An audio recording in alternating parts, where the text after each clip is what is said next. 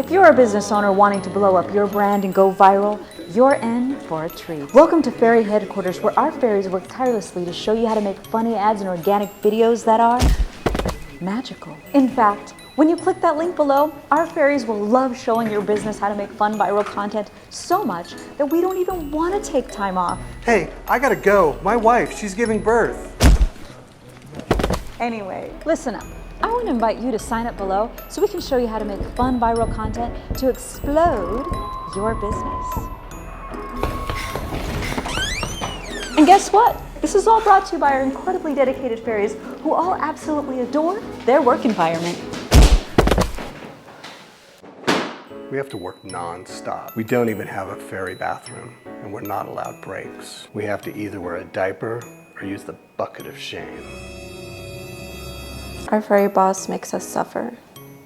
I want to be more like her. One time, I just couldn't even hold it.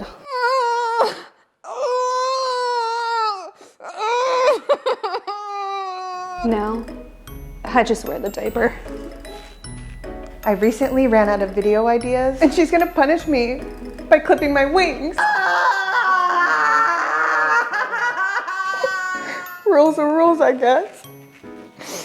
Fine viral content. Fine viral content. I asked for a break once. Now I've been given the job of cleaning the bucket of shame for life. Lick it! Lick it! Lick it! Here at Fairy Headquarters, we're huge advocates for inspiring our youth.